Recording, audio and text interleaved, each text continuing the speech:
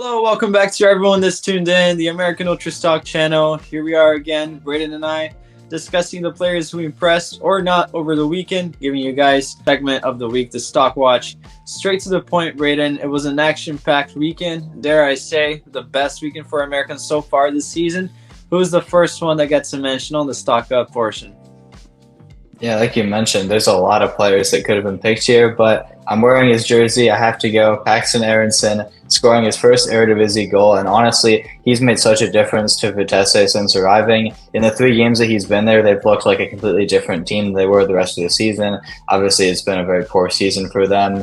They were rock bottom of the Eredivisie, horrible goal difference. They couldn't score. They were conceding so many goals, but he's really revamped their attack.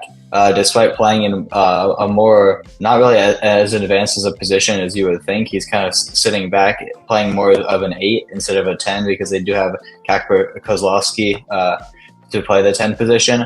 But I think that it works for him, honestly, because he gets on the ball, he can get up both ends of the pitch, box to box, and it finally paid off for him. He got a hockey assist in the first game that they ended up bottling. They should have won against Volendam as well, got a draw, and finally it all culminated in a win against Excelsior, a very impressive 2-1 away win. Paxton scoring the first goal to help them come back and win that game. And honestly, who knows? The bottom of the Eredivisie isn't great. They're only 2 points away from the relegation playoff instead of getting automatically relegated, and they're only 5 points away from safety. So honestly, I think the loan move from Paxton has provided a new energy around the team. The spirits are high in the camp, and honestly, a couple of results and they're back into the Eredivisie for next season. So I think this Paxton loan, not only for him, but for the club in general, which is a pretty historic club in the Netherlands. They're always in the Eredivisie. It'd be weird to see them go down and play in the second division. So this could be a massive turning point for their season. Yeah, it's nice to see him have an immediate impact. No time to adapt, just straight to the point and helping his team. And you're right, it's too big of a club to go down, honestly, especially when you compare with the other clubs around them. But anyways, for my first pick of the week, I'm also going for a player that's Olympic eligible. I have to go with my Venezia player, Gianluca Buzio, in the best match that I have ever seen him play. I will say that I have never seen, and I've watched Buzio for a long time. He was incredibly impressive in that game, not only for the assist towards the end, but so fast. He even looks a little bit slimmer as well. But it's so fast, helping defensively as well. I've never seen him run so much, be so inspired to play well when the rest of the team was a little bit underwhelming. I have to go with him. So I have higher profile players later down the list, but I have to go with Buzio straight away. But we do have to pick a player on stock down. It's quite intriguing to see who you're going to pick, Braden, because quite frankly, we had so many good, outstanding performances. But who have you gone with? This was definitely the toughest week to pick stock downs just because, like you said in the intro, this was probably the best week we've had for Americans abroad. So many goals, assists, and just overall good performances. But someone does have to make the stock down, and for my first one, it's going to be Emmanuel Sabi. I thought he had a pretty good run of form earlier this season. He was getting a lot of attention from USMNT fans. Some people wanted him to get a call-up, especially due to our lack of winger depth. But I think he's kind of fallen back to earth now, gone back to reality, which is the fact that I don't know if he's cut out for Ligue 1.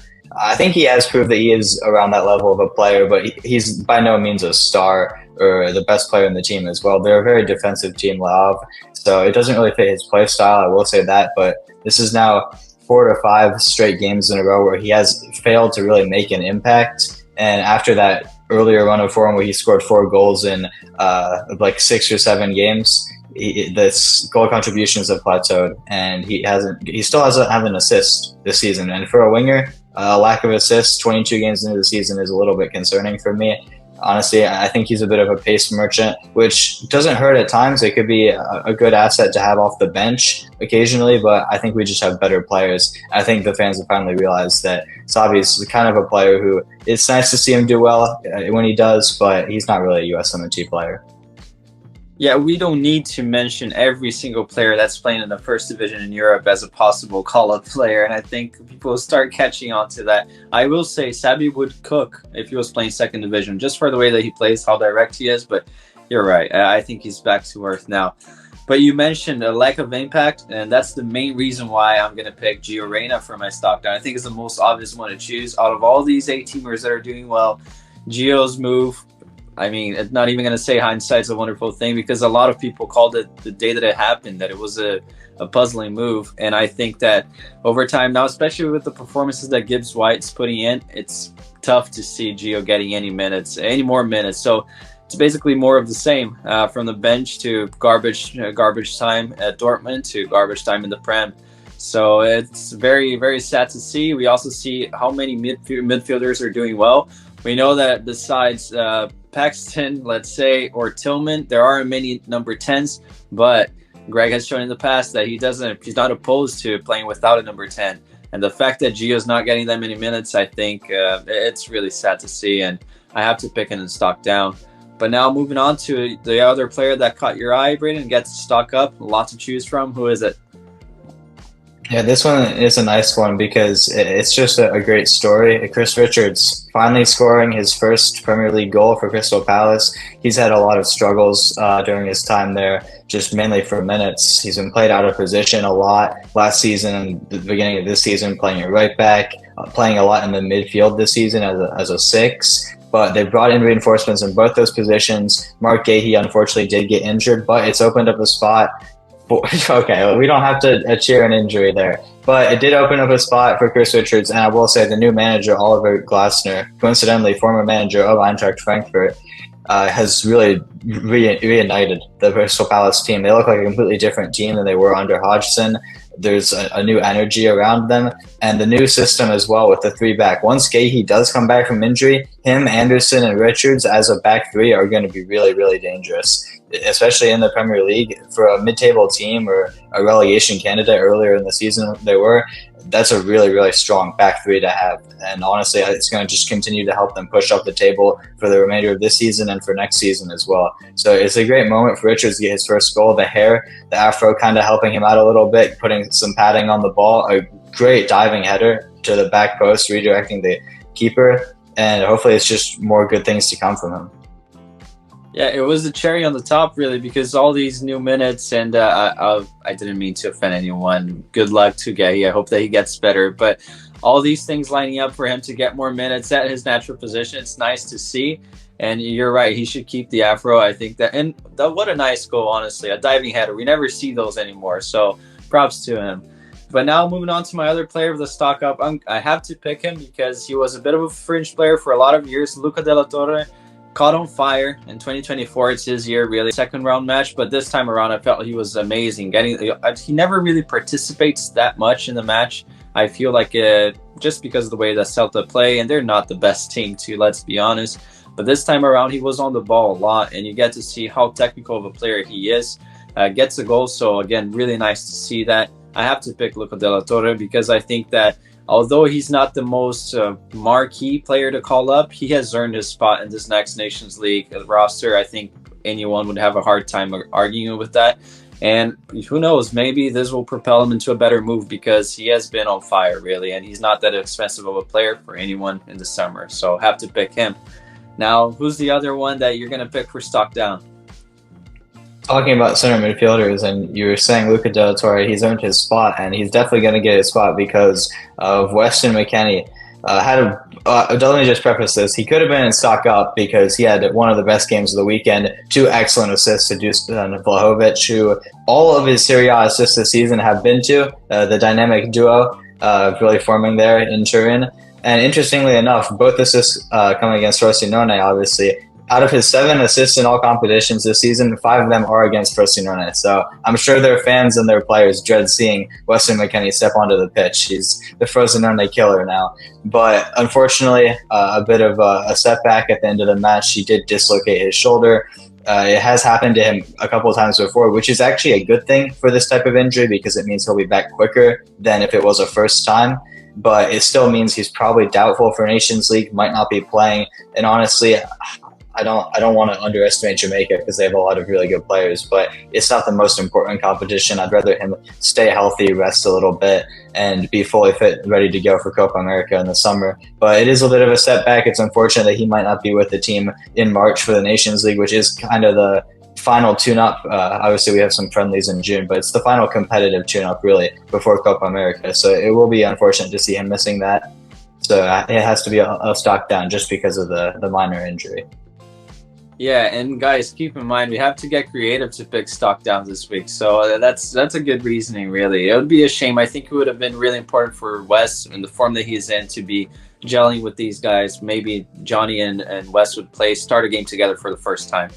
But moving on to my other pick, it's another midfielder. A lot of people probably forgot about him. It's Alan Sonora.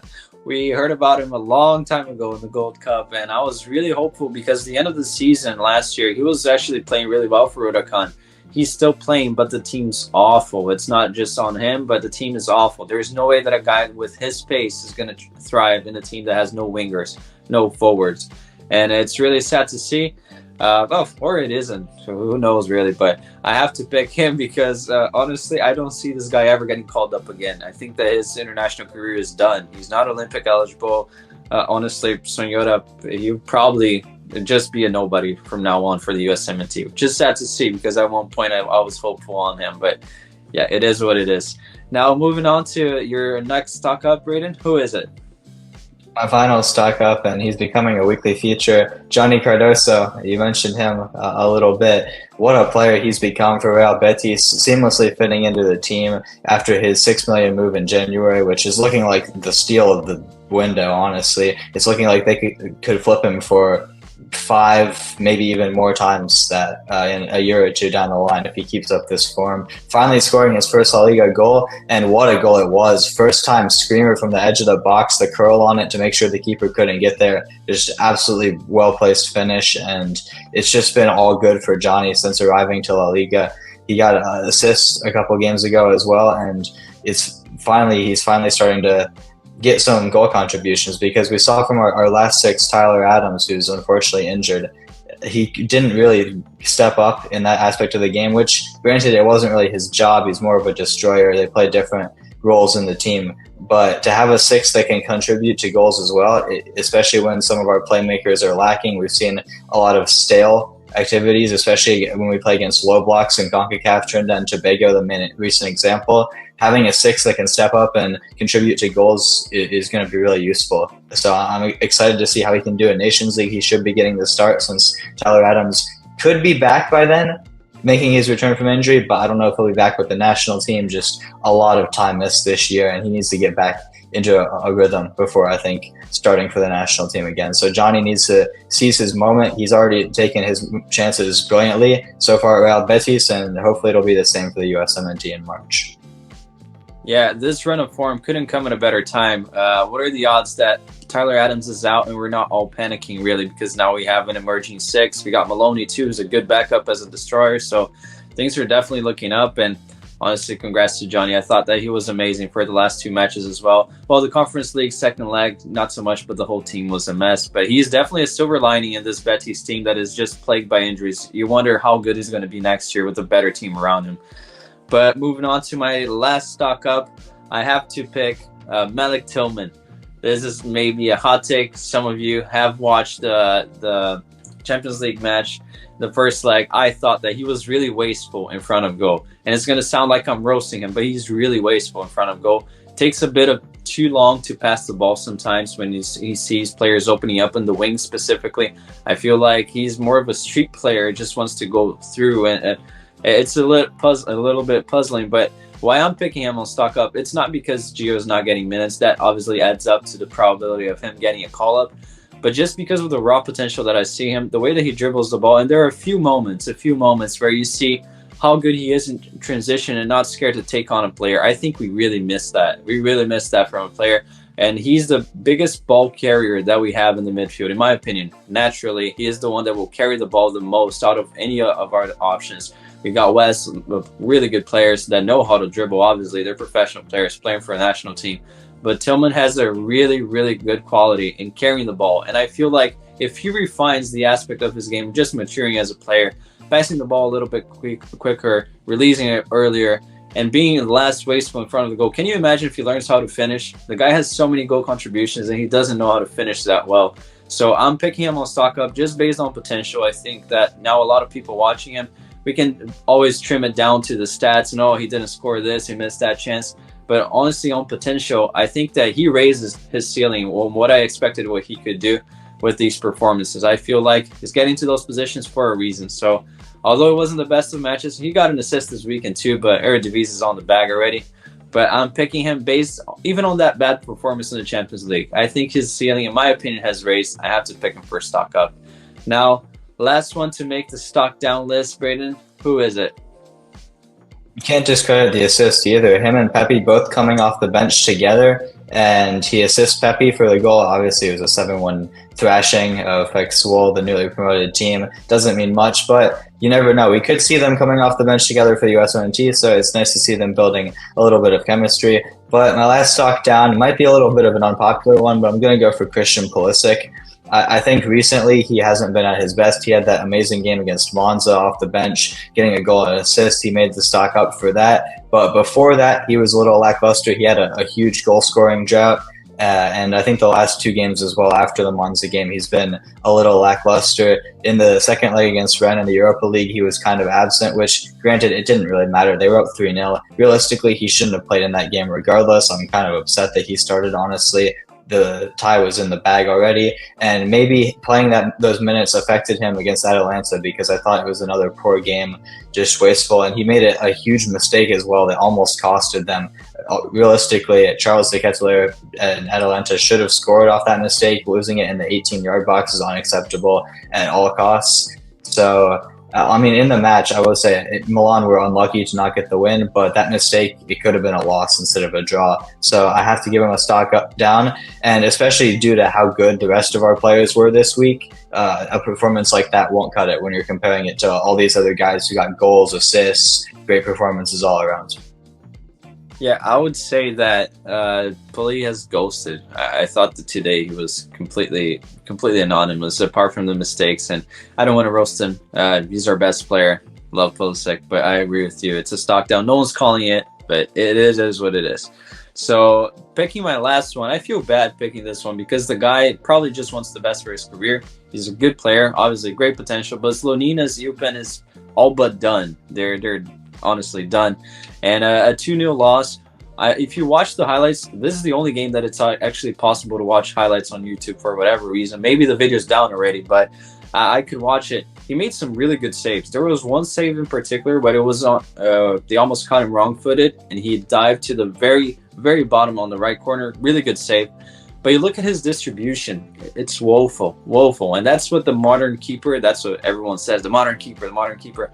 It's woeful. It's ridiculous. You look at the stats, but not only the stats. I feel like some of those, it's unfair to judge a goalkeeper when the center backs are passing it in the box and there's already a striker there. Obviously, the distribution is going to be a bad pass or just to hoof it up top.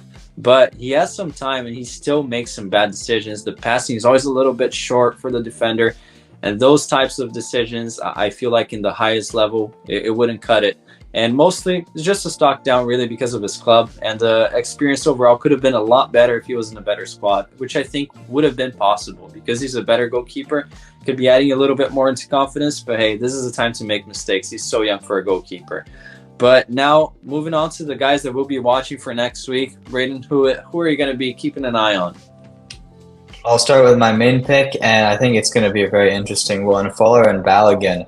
He had a very up and down game against Lens this past week, scoring an excellent goal, just showing off his physicality, getting around the defender, shaking off another one, throwing him to the ground, and finishing calmly to finally break his goal-scoring drought. It was a great moment for him and an overall great game until they give him another penalty. And when will they learn? Stop giving this guy penalties. He just doesn't know how to score them to save his life. And one thing I've noticed is he always goes to the same spot. He doesn't know how to pick out a corner. It's always low to the middle left. He can't even get it in the bottom left corner. It's always to the middle. Easy save for the goalkeeper, as always.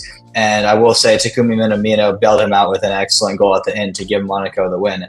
And I think it's going to be interesting to see how his confidence is going into this upcoming game, a crucial one against league leaders Paris Saint-Germain.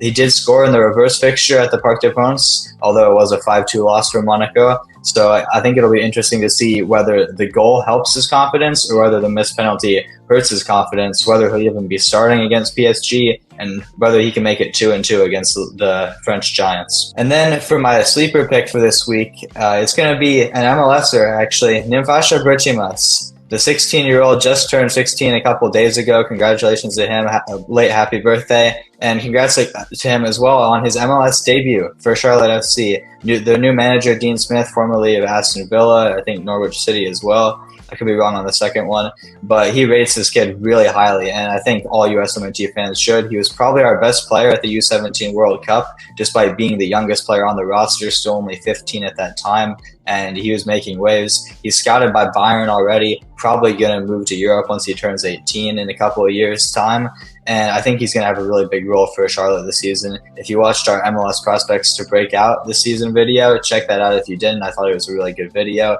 shedding light on some of the young players, but I think we both mentioned Richie must have a big season this year, and honestly I wouldn't be surprised to see him even drawing some starts this year for Dean Smith, who has already said if he's good enough, he's old enough, I think he's going to play a crucial role for Charlotte, and it was a big moment for him getting his MLS debut, 9th youngest player to ever do it, and I just expect bigger and better things week in, week out from him.